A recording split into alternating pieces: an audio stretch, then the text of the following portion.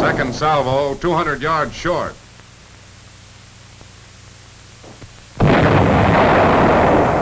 Third salvo, on target.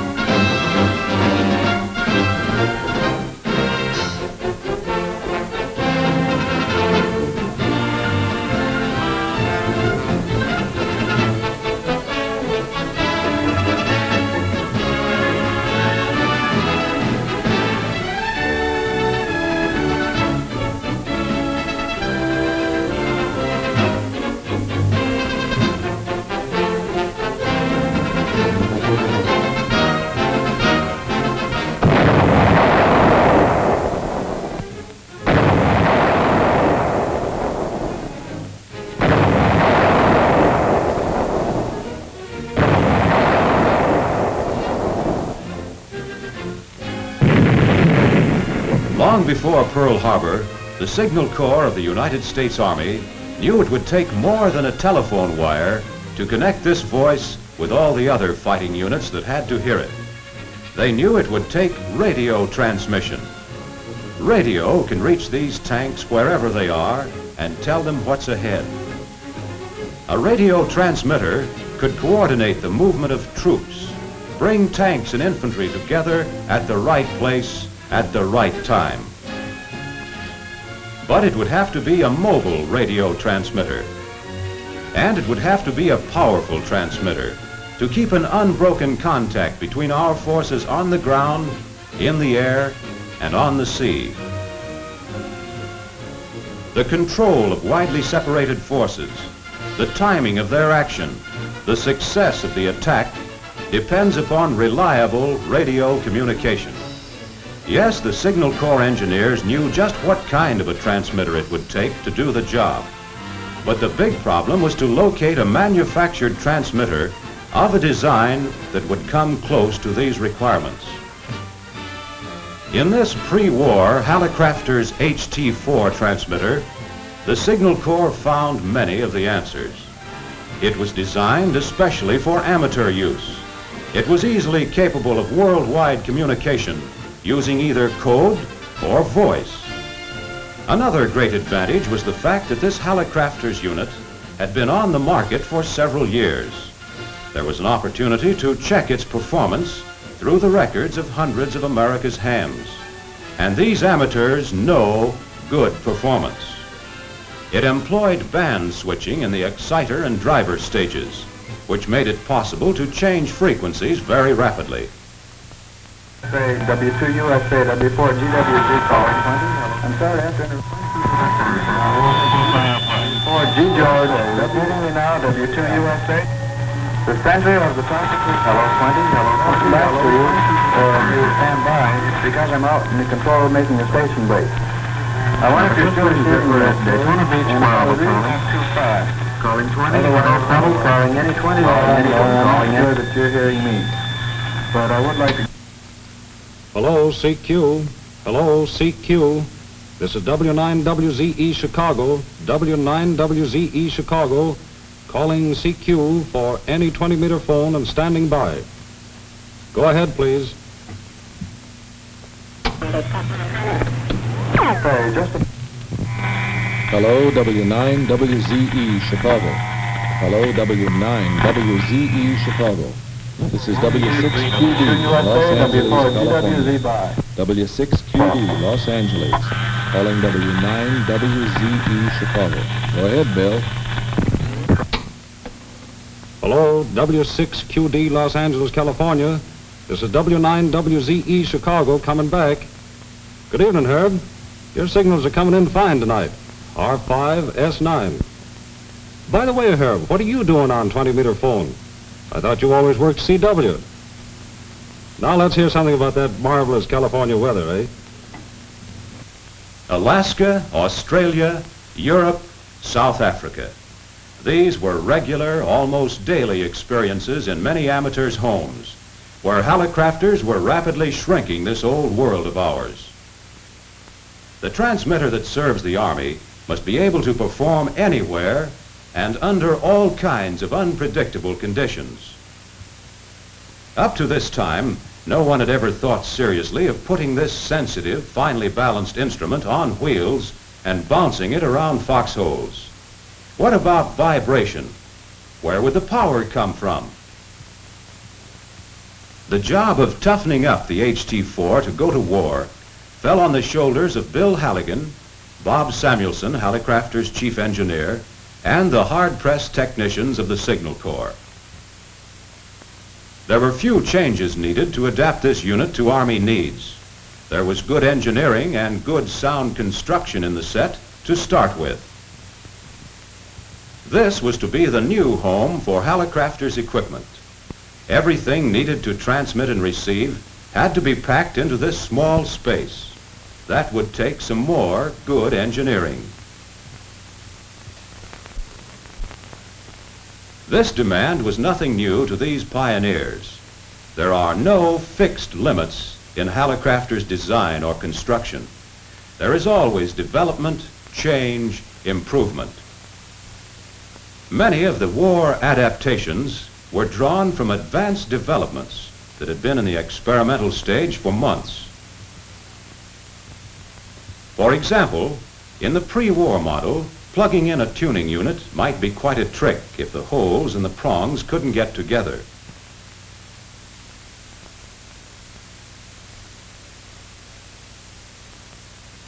For the new Signal Corps transmitter, guide channels made this tuning unit change quick, positive, and held the unit securely in place. In the pre-war model, the prongs on the tube were enough to hold it in place. But this won't do for hopping shell holes. A tube support or ring was added to lock the tube firmly in position so that no amount of bumping or vibration would move it. For stationary use, no special footing was needed to anchor the transmitter. But for rough riding in a truck, rubber shock-proof mountings were added. In the process of making the entire unit more rugged, this air padder was replaced by a new vacuum tube padding condenser. Rooftop antennas could be as large as the pre-war ham wanted to make them, but it was pretty obvious that a rigging such as this one would hardly do on the top of a Signal Corps truck. The solution was in the use of whip antennas and in designing an antenna tuning unit which would efficiently transfer the output of the transmitter to the whip antenna.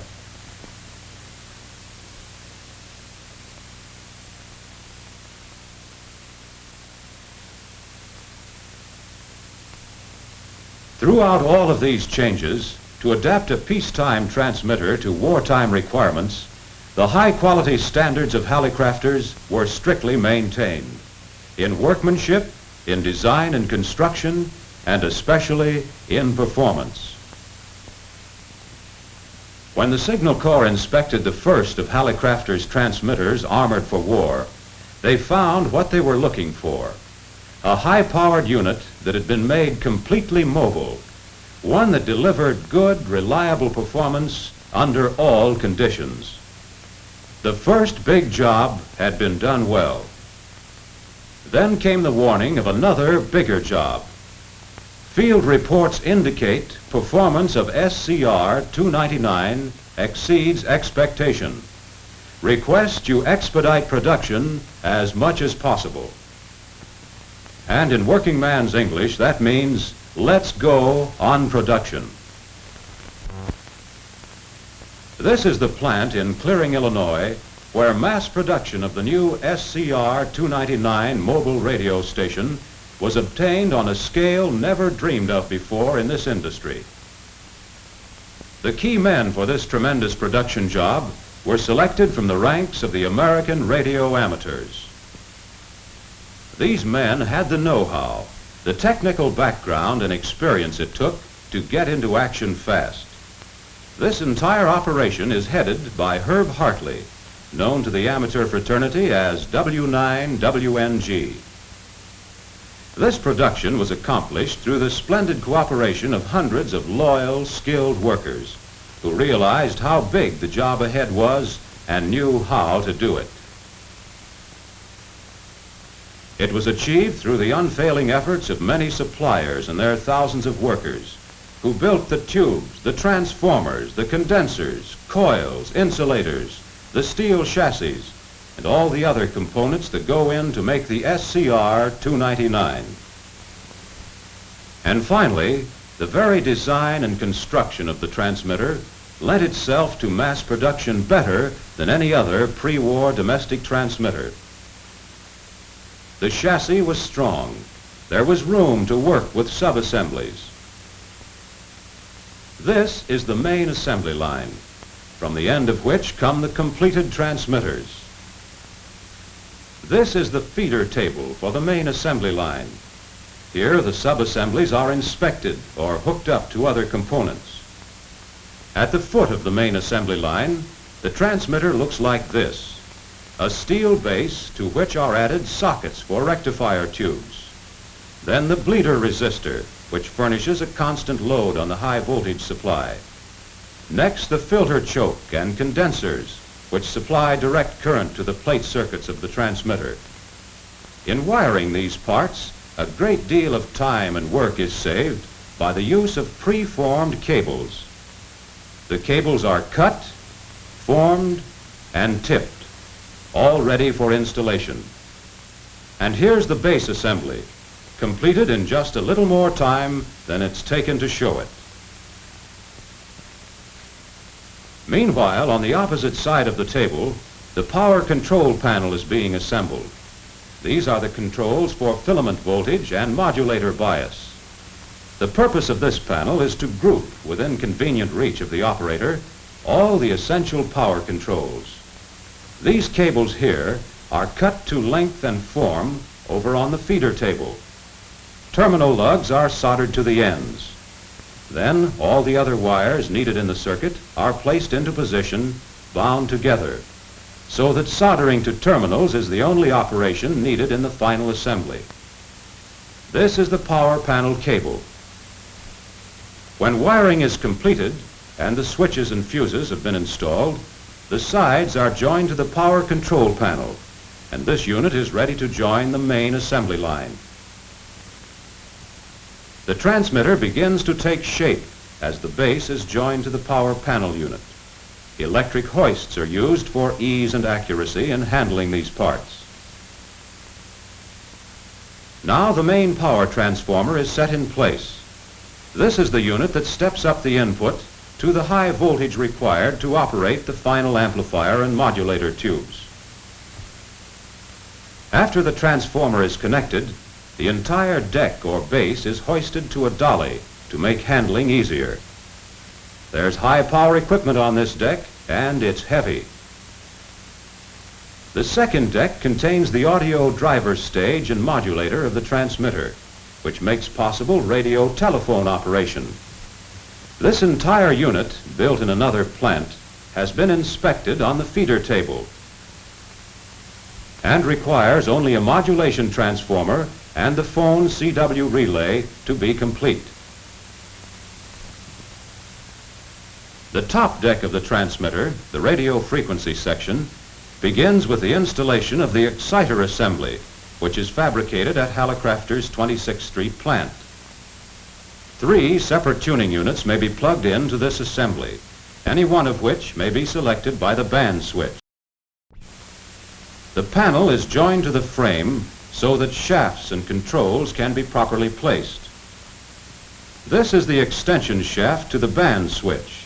By the use of this band switch connected to the exciter and driver stages, it's possible to change frequencies very rapidly. That's vitally important in military operation.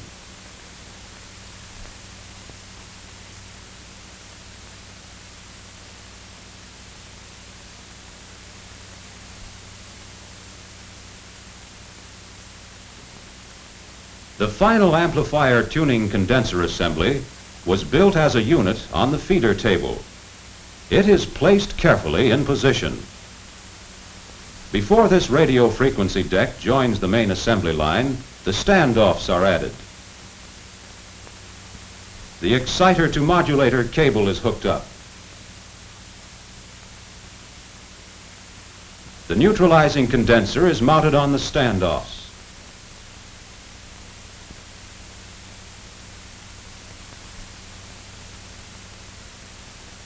The main tube socket is added.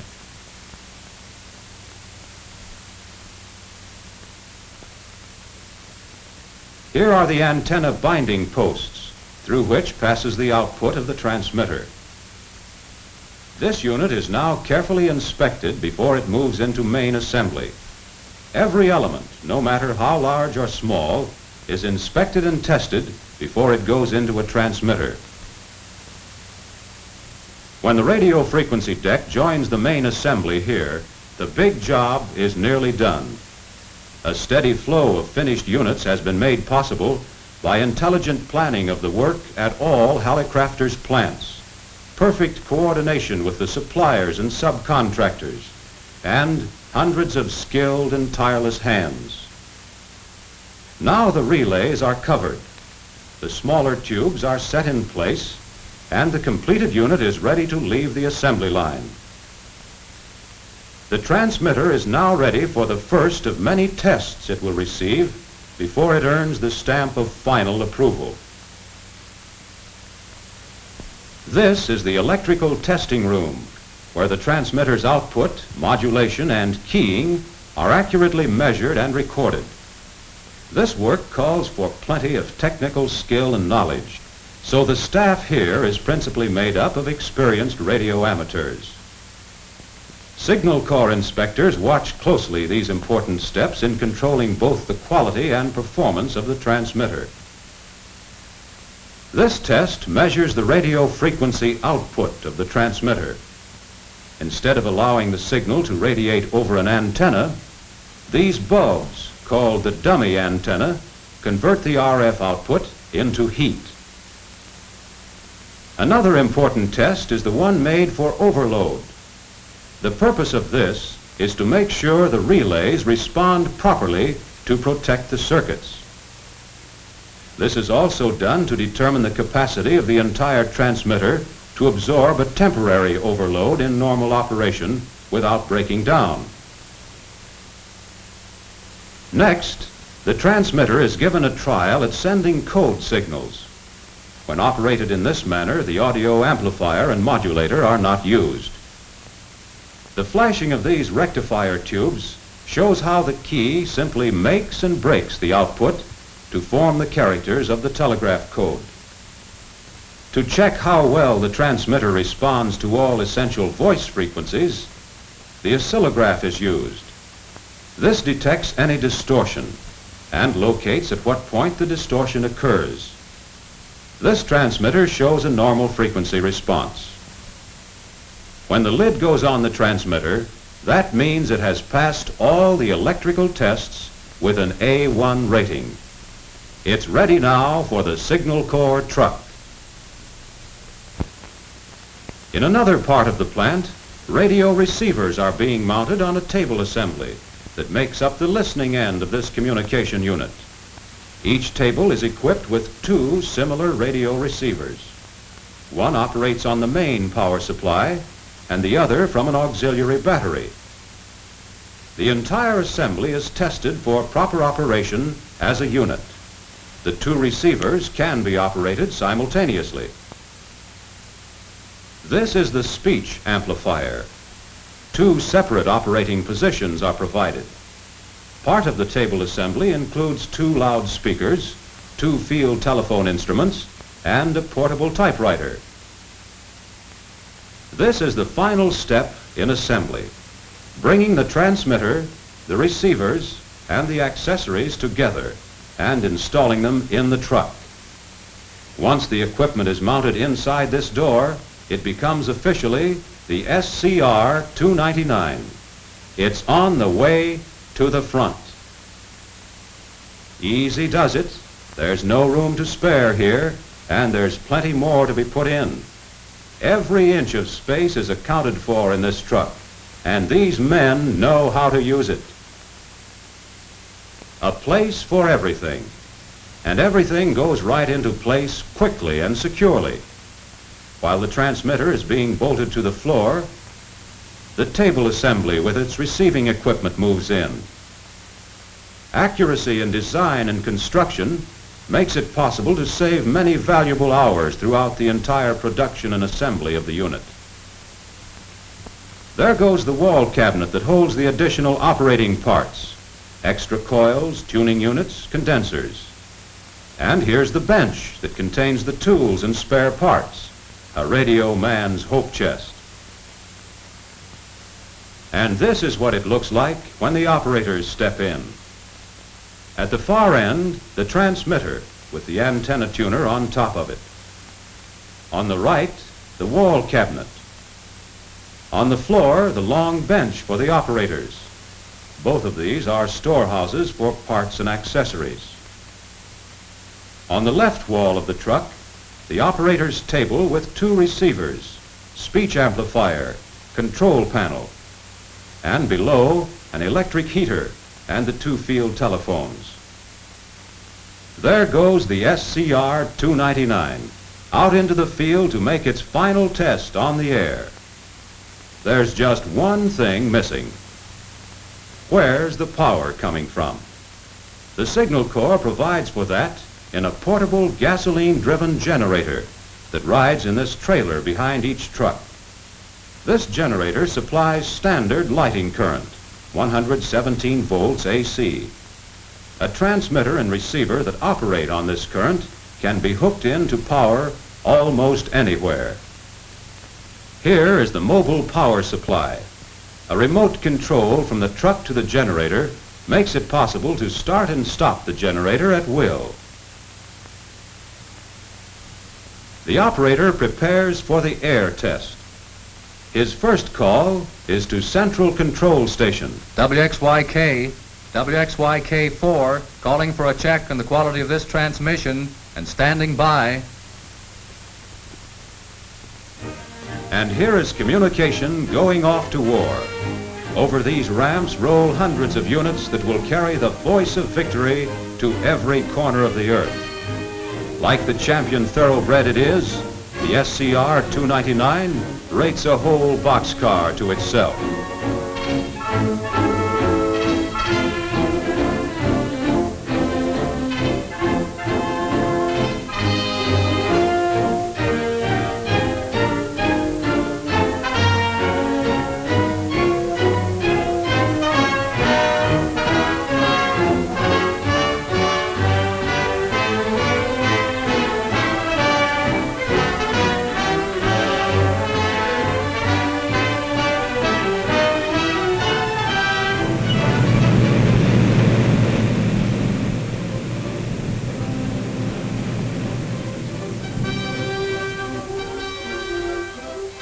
This Signal Corps unit is built for action and to get into action fast. It's a highly mobile radio station and may be set up almost anywhere in battle or invasion activities. Speed is vital. Every minute counts. The enemy doesn't wait. Communications must be ready at all times. It may be the only contact over which a blow-by-blow report flashes from the local front to the remote commands at Cairo, London, Sydney. The SCR 299 in this position is the nerve center of all our attacking forces. Artillery, tanks, infantry, Air Force, many of which are widely separated. Through the transmitter flow the reports, information, timing, and the order to advance. This is the voice of victory. Contact may be made with an approaching flight of bombers while they're still hundreds of miles away from the target. To coordinate their attack perfectly, these flyers must know the present position of our own tanks, infantry, artillery. They get this information by contact with the message center, which speaks and listens through the SCR 299. Tanks moving into position must be kept informed of the approaching air support. Timing is vital.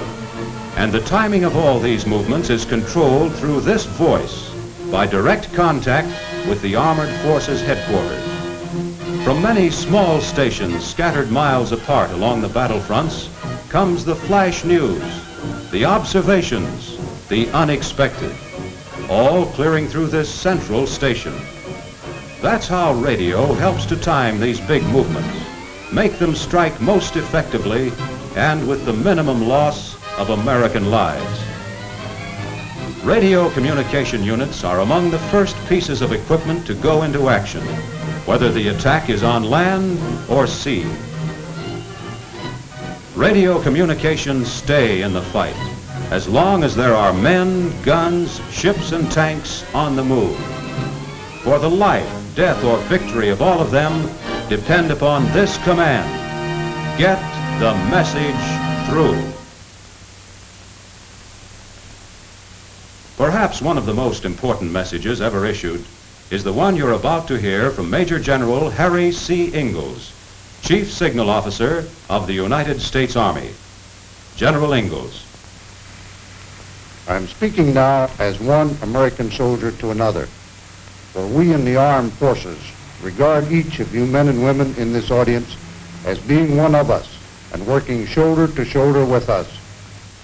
You and you alone are responsible for the production and performance of this vital piece of communication equipment. You have seen enough to know what good communication equipment means to the men out there and what it means to victory. You have done a splendid job. Keep up the good work you have been doing. We are asking millions of American soldiers to stake their lives on breaking Germany and Japan. They ask you to keep up your production to the limit of your ability and the high standards of workmanship that have given us an advantage over the enemy that can be measured only on the day of final victory.